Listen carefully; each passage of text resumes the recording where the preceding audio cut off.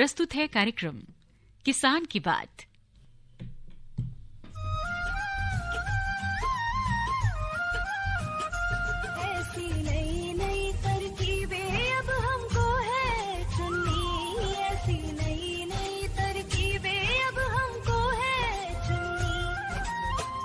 हमारा हर किसान की आमदनी दुगनी, लक्ष्य हमारा हर किसान की आमदनी दुगनी। ऐसी नई नई तरकीबें अब हमको है चुननी। इस कार्यक्रम के प्रायोजक है कृषि एवं किसान कल्याण मंत्रालय, भारत सरकार। हर जोखिम से निकल कर फसल आए, सुरक्षित हो जाए।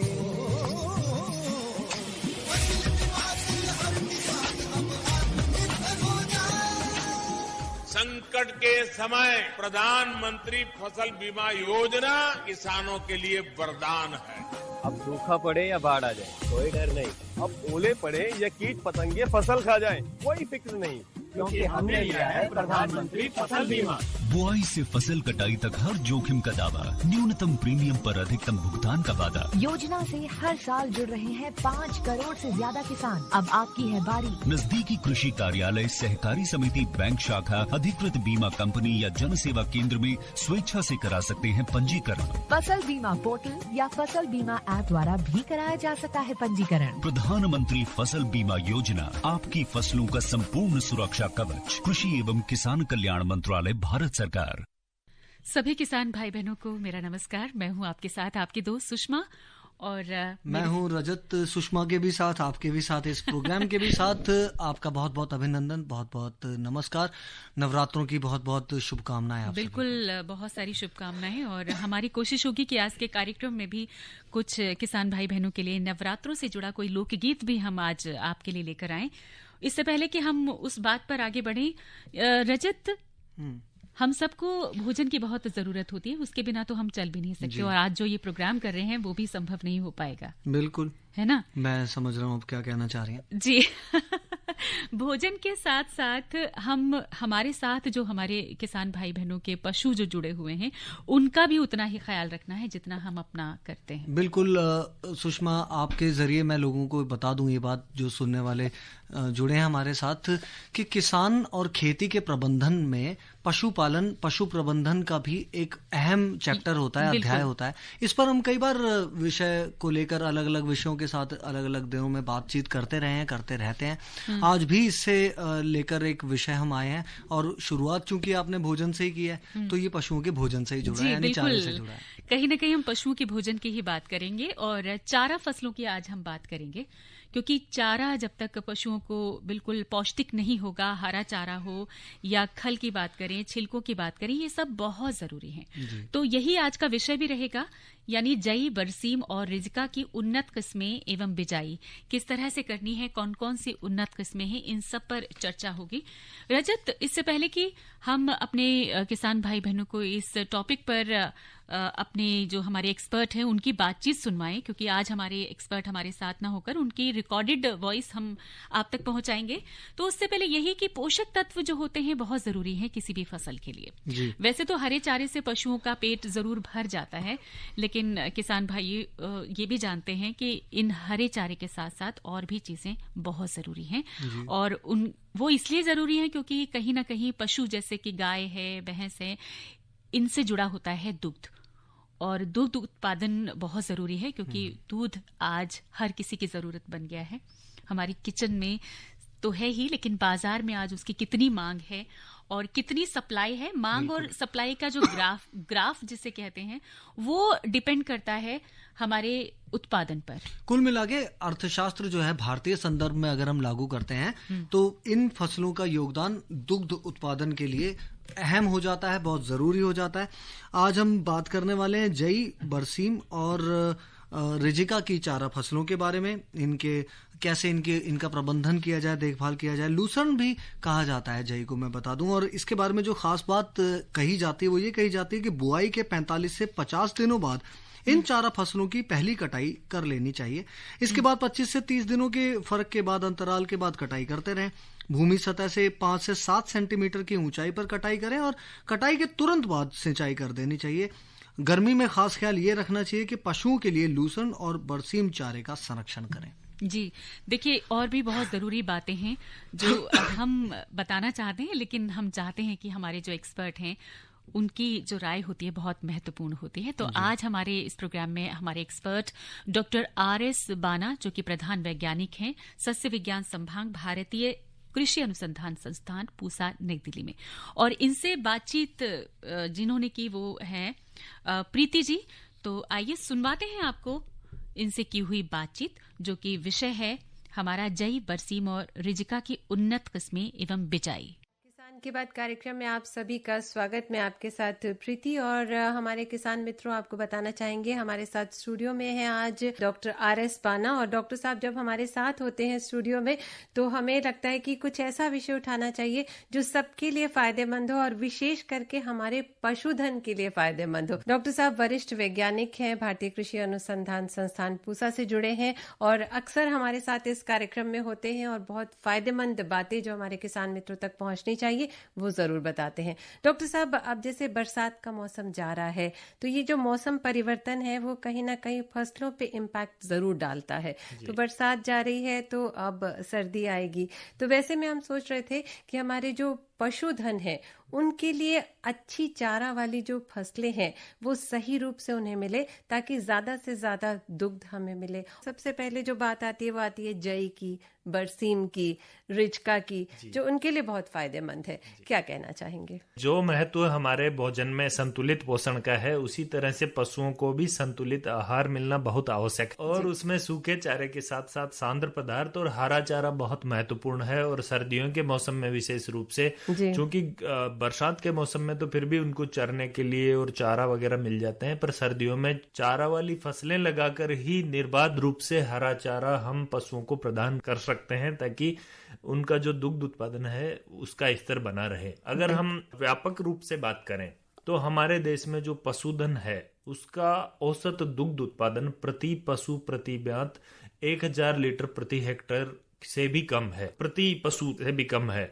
अगर हम इसकी तुलना यूरोप से करें तो वहां पे 4000 लीटर प्रति पशु प्रति ब्यात है, अमेरिका में 7000 लीटर है और जो इजराइल है वहां पे लगभग 10,000 लीटर प्रति पशु प्रति ब्यात उत्पादन है। तो हमारा जो उत्पादन है वो काफी प्रति पशु कम है। हमें वहां तक पहुंचना है तो उसके लिए बेहतर फसलें होनी बहुत जरूरी है ताकि उनको अच्छा संतुलित आहार मिल सके। तो मैं ये सोच रही थी कि ये जो समय है ये खेत की तैयारी का है, तो यहीं से शुरू करते हैं। पहले खेत तैयार हो तो फिर हम फसलें भी लगा लें। जी, जैसे ही खरीफ की फसलों की आप कटाई करते हैं तो रबी की फसलों में चारे वाली फसलों की बुआई का समय आ जाता है।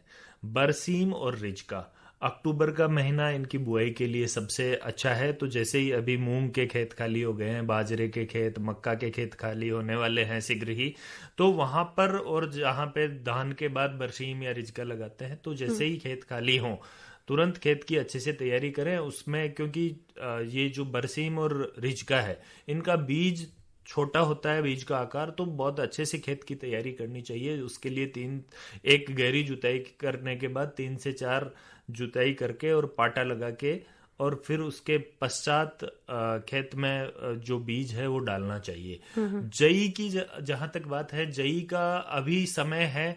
जई की बुआई अक्टूबर मध्य से लेके और नवंबर मध्य तक सबसे उचित समय है। अगर देरी भी हो जाती है तो जई की बुआई दिसंबर के महीने तक भी की जा सकती है। तो ये सही समय है अपने खेतों को तैयार करने का, तो आप खेतों को तैयार कर लीजिए और बीज भी यदि हो सके तो उन्नत किस्मों के बीजों का आप उपयोग करें ताकि जो चारा है हमारा वो अच्छा बेहतर हो। तो आपने उन्नत किस्मों का जिक्र कर ही लिया है तो हम वहीं से शुरू करते हैं, क्योंकि उन्नत किस्में कौन कौन सी ये जानना बहुत जरूरी है। और अपने श्रोताओं को बताना चाहेंगे कि आज का हमारा विषय भी बिल्कुल यही है, जई, बरसीम और रिजका की उन्नत किस्में और बिजाई। और डॉक्टर बाना हमारे साथ हैं। तो डॉक्टर बाना, कौन कौन सी उन्नत किस्में हैं जिनका इस्तेमाल हमारे किसान मित्रों को करना चाहिए? जी, पहले तो मैं ये कहना चाहूंगा कि इस बीज हमेशा विश्वसनीय स्रोत से करें। खरीदें, और जैसे कि आपके राज्य के बीज निगम है या राष्ट्रीय बीज निगम है उससे खरीदें, या कृषि विश्वविद्यालय और कृषि विज्ञान केंद्र है या ICAR के संस्थान है, यदि वहां पर आपको बीज मिलता है। और अगर बाजार से भी खरीद रहे हैं तो बीज का पक्का बिल अवश्य लें, क्योंकि विशेषकर चारा वाली फसलों में कई बार बीज में धोखाधड़ी की शिकायतें सुनने में आई है। तो थोड़ा सा आप सतर्क रहें, ध्यान रहें, ताकि आप अच्छा बीज लें। जहां तक बात उन्नत किस्मों की है तो चारे वाली फसलों में भी उन्नत किस्मों की बिजाई करते हैं तो उत्पादन अच्छा मिलता है और चारे की गुणवत्ता अच्छी होती है। अगर हम जई की किस्मों की बात करें तो जैसे कि बुंदेल जई 2 है, बुंदेल जई 3 है, इस तरह की किस्में लगा सकते हैं। रिजका में आनंद 2 है, आनंद 3 है, सिरसा टाइप 8 है, सिरसा टाइप 9 है, को 1 है। तो ये किस्में हैं। बरसीम की किस्में भी काफ़ी है। बरसीम लुधियाना 2 है, बरसीम लुधियाना 3 है। इसके अलावा बरसीम की पुरानी किस्में हैं जैसे मस्कावी, खदरावी, छिंदवाड़ा, ये भी अच्छा उत्पादन देती है। दूसरी चीज ये ध्यान रखने की है बरसीम और रिजका में कि कुछ किस्में बहुवर्षीय किस्में होती है, तो जहां पे जिन खेतों में आप रिजका लगातार लगा सकते हैं, अगली फसल कोई दूसरी नहीं लेने की के लिए बाध्य है, तो वहां पर बहुवर्षीय रिजका लें तो वो लगातार 2 से 3 साल तक आपको अच्छा हरा चारा की लगातार आपको उपलब्धता रहेगी।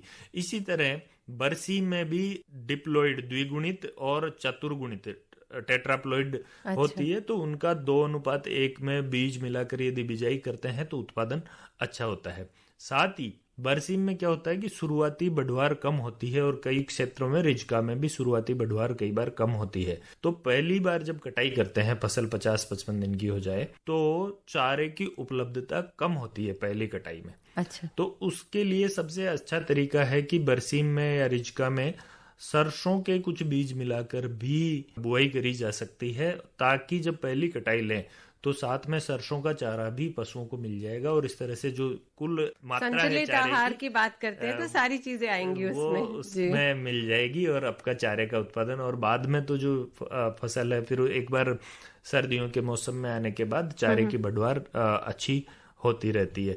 जई के अलावा जौ की भी कुछ किस्में हैं, जैसे कि पूसा संस्थान की पूसा लोसर करके एक किस्म है, जिसमें पहले एक बार चारे के लिए कटाई ले सकते हैं, फिर वही फसल उग के उससे दाने भी के लिए भी उपयोग कर सकते हैं। तो कुछ द्विप्रयोजनीय किस्में हैं जिनका भी आप लगाकर और लाभ ले सकते हैं। डॉक्टर बाना, आपने बहुत महत्वपूर्ण बातें बताई और मुझे लगता है जो पहले से कर रहे हैं हमारे किसान मित्र इसको, उन्हें काफ़ी जानकारी होगी, लेकिन कुछ ऐसे हमारे मित्र होंगे जो अब शुरू करना चाह रहे होंगे उसको, तो उन्हें सारी जानकारी मिल गई होगी और ज़रूर इससे फ़ायदा उठाएंगे। मैं ये सोच रही थी कि सिंचाई बहुत महत्वपूर्ण होती है, इस पर भी चर्चा बनती है कि किस तरह से कैसे करनी है तो ज़्यादा उन्नत तभी मिलेगी। तभी हमारे पशुधन, आपने कहा कि कहीं कम है वो पूर्ति होनी बहुत जरूरी है। जी, चारे वाले जो फसलें हैं उसमें विशेषकर रबी के चारे वाली फसलें, इनमें सिंचाई का प्रबंधन का एक अलग ही तकनीक आपको अपनानी होती है। जैसे कि रिजका है हमारा ज्यादातर कम बरसात वाले क्षेत्र या लवणीय या क्षारीय मृदाओं वाले क्षेत्रों में भी लगाया जाता है। तो इसमें सामान्यतः सूखी बुआई करते हैं। बरसीम में सूखी भी करते हैं और गीली भी, खेत को गीला करके और उसके बाद उसमें बीज छिटक के भी बिजाई करते हैं। पर रिजका में ध्यान रखना यह है कि सूखी बुआई करें तो उसको अच्छे से मिट्टी में बीज को मिला दें और उसके पश्चात बहुत ही हल्की सिंचाई करें, जो पहली सिंचाई।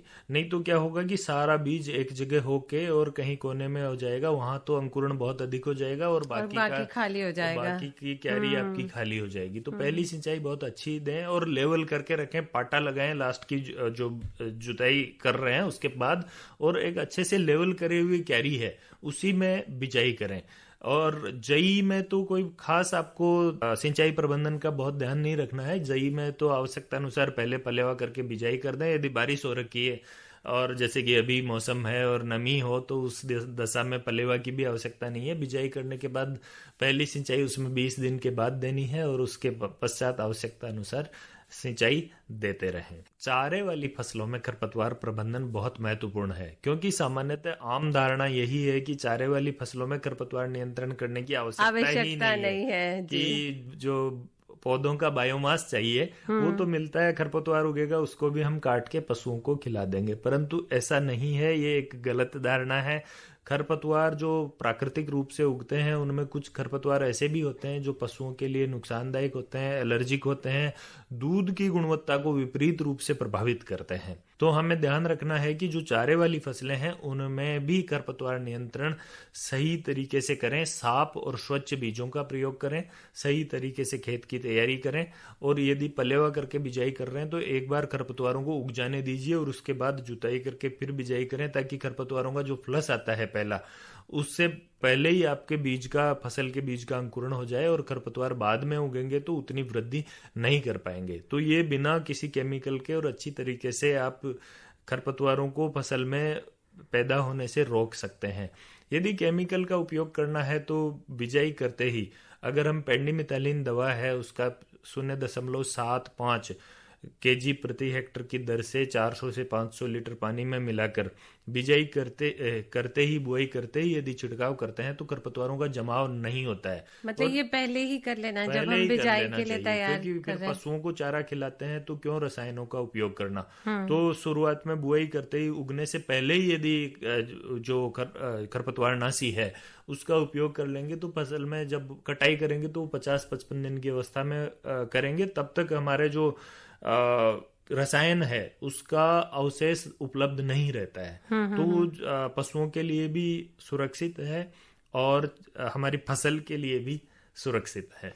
जैसे आपने रसायन की बात की और आपने दवा का नाम भी बताया, तो क्या कोई देसी इलाज भी इसका हो सकता है, जिससे हम कहते हैं कि गोबर की खाद होनी चाहिए, कुछ ऐसा डालना चाहिए जिससे कि नुकसान ना हो और पशुओं को भी फायदा मिले? खरपतवारनाशी भी ये इतना नुकसानदायक नहीं है जो अनुसंधान में हमने पाया है, परंतु जब यदि गोबर की खाद या कुछ और कंपोस्ट आप उपयोग करते हैं तो उसमें ये ध्यान रखें कि भली प्रकार से सड़ी हुई गोबर का खाद का ही उपयोग करें, ताकि जो खरपतवारों के बीज पशुओं ने पहले खाए थे और उनका बीज यदि गोबर में आ गया तो वो उगे नहीं। तो सही तरीके से डिकम्पोज्ड सड़ा हुआ गोबर का खाद ही उपयोग करें। दूसरा तरीका यह है कि बीज साफ उपयोग करें। यदि बीज में आपको लगता है कि कुछ खरपतवारों के बीज हैं तो आप 10% के नमक का घोल बनाकर और उसमें बीज को मिला सकते हैं। जो खरपतवारों के बीज हैं वो हल्के बीज होते हैं, वो तैर कर ऊपर आ जाते हैं। उनको ये आप बहुत अच्छी टेक्निक है, साफ कर सकते हैं और उसके पश्चात अपने बीज को धोकर छाया में सुखाकर और उपचारित करके उसकी बिजाई कर सकते हैं। तो ये बिना कोई रसायन के और सही तरीके से यदि उन्नत तकनीक से खेती करें तो खरपतवारों का प्रबंधन आसानी से कर सकते हैं और चारे वाली फसलों को भी हम खरपतवार मुक्त रख के और उत्तम गुणवत्ता का चारा ले सकते हैं, ताकि हमारे पशुधन का दुग्ध उत्पादन बढ़े, स्वास्थ्य सही रहे। चलते चलते कोई एक शब्द अगर आप कहना चाहे जो हमारे किसान मित्रों को ध्यान में रखना चाहिए? हमारे किसान मित्रों को ध्यान में रखना है कि हमारे पशुधन को भी उन्नत गुणवत्तापूर्ण चारे की आवश्यकता होती है। चूंकि ये जो बरसीम और रिजका है ये ऐसी फसलें हैं जो मृदा की उर्वरा शक्ति को भी बढ़ाती है, और जैसे कि हम देखते हैं गंगा सिंधु के मैदानी क्षेत्र में धान के बाद गेहूं लगातार लेते रहते हैं, तो उसकी बजाय यदि उसमें धान के बाद बरसीम या रिजका लगाते हैं तो जो तरीका होता है वो सही होना चाहिए। मृदा की उर्वरा शक्ति तो बढ़ती ही है, साथ में जो खरपतवार और कीट और रोगों का प्रकोप गेहूं में और चावल में होता है उसमें भी काफी कमी आती है। तो जो हमारा फसल चक्र है उसमें चारे वाली फसलों को जरूर शामिल करें, ताकि पशुधन की सेहत के साथ साथ हमारी मिट्टी की सेहत भी बनी रहे। जी जी डॉक्टर बाना, आपने बहुत महत्वपूर्ण जानकारी दी और चलते चलते जो विशेष बात बताई वो भी बहुत महत्वपूर्ण थी। आपका बहुत बहुत धन्यवाद करना चाहेंगे स्टूडियो में आने के लिए। किसान भाइयों, अभी आप जानकारी ले रहे थे प्रधान वैज्ञानिक डॉक्टर RS बाना जी से, और बहुत अच्छी जानकारी दी इन्होंने। रजत, जैसा कि इन्होंने बताया कि जो हमारी जई या रिजिका है या बरसीम है, अगर उनकी पैदावार की जाती है तो उससे जो मृदा है यानी जो मिट्टी है उसका भी जो पोषक तत्व है वो बढ़ जाता है, और खरपतवार नियंत्रण में भी फायदा होता है। और खरपतवार नियंत्रण में फायदा होने का ये होता है कि उसके साथ साथ जो अन्य फसलें लगाई जाती हैं उनमें उस कुप्रभाव से बच जाते हैं। असल में कहा भी यही जाता है कि पड़ोसी से भले आप, यानी पड़ोसी का ध्यान अगर आपने रखा है तो उससे पहले आपको खुद भला बनना पड़ेगा। यानी खरपतवार से अगर बचाव करना है तो आपको पहले इन चारा फसलों को किसी भी तरह के रोग से, विषाणुओं से और असावधानियों से मुक्त करना है, जरूरी एहतियात बरत के। तो खैर बड़ी उपयोगी जानकारी रही, बिल्कुल, और अच्छा इंटरव्यू रहा ये। बिल्कुल। अब आगे बढ़ते हैं। तो इंसानों के अलावा अगर हम पशुधन की यहाँ बात कर ही रहे थे, चारा फसलों की हमने बात की, तो लंपी रोग जिस पर अभी कुछ दिनों पहले हमने बात भी की थी और आजकल खासी चर्चा में भी है ये, और काफी खतरनाक है ये और बढ़ती ही जा रही है बीमारी। इसकी रोकथाम संभव है, इससे बचाव संभव है, लेकिन इसका इलाज अभी ढूंढा जा रहा है, ढूंढा नहीं गया है। तो इसके बारे में जो भी सतर्कताएं आपको संबंधित विज्ञान विभागों द्वारा दी जाती हैं, जारी की जाती हैं, अखबारों के जरिए, मीडिया चैनल्स के जरिए, हमारे जरिए, उन पर जरूर अमल करें और अपने पशुओं को, उनसे उत्पादित होने वाली चीजों को बीमारी से मुक्त करें। बिल्कुल बिल्कुल। आपने ये जो आपने बोला कि पशुओं से उत्पादित होने वाली चीजों से उनको बचाएं, यानी कि अगर उनको डिजीज है तो दूध अगर आप उनसे ले रहे हैं तो उसमें भी कहीं ना कहीं उसका इन्फेक्शन होने के चांसेस रहते हैं और वो इन्फेक्शन है हम सब तक पहुंच सकता है। तो ये आपकी जिम्मेदारी है कि किस तरह से आप अपने पशुओं को हरे चारे के साथ साथ उनकी बीमारियों का भी खास ख्याल रखें। और इसी के साथ हमारा आज का ये जो अंक है किसान की बात का, यहीं पर हम इसको विराम देते हैं। नमस्कार। इस कार्यक्रम के प्रायोजक थे कृषि एवं किसान कल्याण मंत्रालय, भारत सरकार।